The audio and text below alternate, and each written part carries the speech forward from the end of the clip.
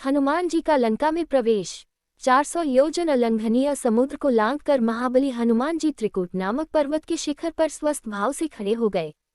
कपिश्रेष्ठ ने वहां सरल चीर कनेर, खिले हुए खजूर, प्रियाल, चिरौंजी, मुचुलिंद, जंबीरी, नींबू, कुत्स, केतक, केवड़े, सुगंधपूर्ण प्रियंगु, पिप्पली, नीप, कदम्ब या अशोक, चितवन, असन, कोविदार तथा खिले हुए करवीर भी देखे।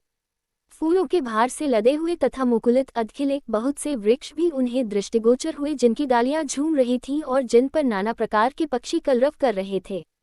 हनुमान जी धीरे धीरे अद्भुत शोभा से संपन्न रावण पालित लंकापुरी के पास पहुंचे।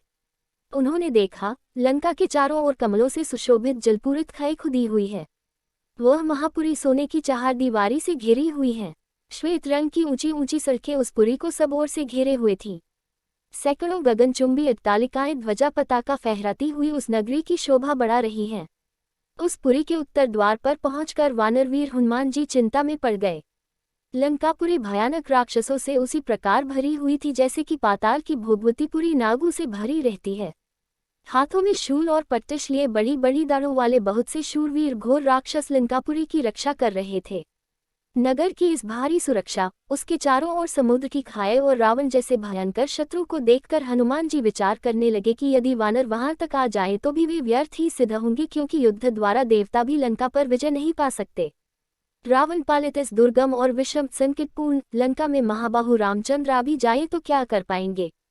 राक्षसों पर साम, दान और भेद की नीति का प्रयोग असंभव दृष्टिगत हो रहा है। यहाँ तो केवल 4 वेगशाली वानरों अर्थात बालीपुत्र अंगद, नील, मेरी और बुद्धिमान राजा सुग्रीव की ही पहुंच हो सकती है। अच्छा, पहले यह तो पता लगाऊं कि विदेह कुमारी सीता जीवित भी है या नहीं। जनककिशोरी का दर्शन करने के पश्चात ही मैं इस विषय में कोई विचार करूंगा। उन्होंने सोचा कि मैं इस रूप से राक्षसों की इस नगरी में प्रवेश नहीं कर सकता, क्योंकि बहुत से क्रूर और बलवान राक्षस इसकी रक्षा कर रहे हैं।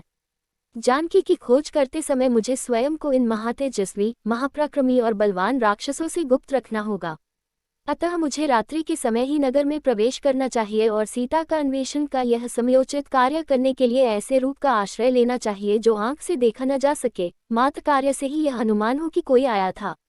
देवताओं और असुरों के लिए भी दुर्जय लंकापुरी को देखकर हनुमान जी बारंबार लंबी सांस खींचते हुए विचार करने लगे कि किस उपाय से काम लूं जिसमें दुरात्मा राक्षसराज रावण की दृष्टि से ओझल रहकर मैं मिथिलेशनंदिनी जनककिशोरी सीता का दर्शन प्राप्त कर सकूं। अविवेकपूर्ण कार्य करने वाले दूत के कारण बने बनाए काम भी बिगड़ जाते हैं। यदि राक्षसों ने मुझे देख लिया तो रावण का अनर्थ चाहने वाले श्री राम का यह कार्य सफल न हो सकेगा। अतः अपने कार्य की सिद्धि के लिए रात में अपने इसी रूप में छोटा सा शरीर धारण करके लंका में प्रवेश करूंगा और घरों में घुसकर जानकी जी की खोज करूंगा। ऐसा निश्चय करके वीर वानर हनुमान सूर्यास्त की प्रतीक्षा करने लगे। सूर्यास्त हो जाने पर रात के समय उन्होंने अपने शरीर को छोटा बना लिया और उछलकर उस रमणीय लंकापुरी में प्रवेश कर गए।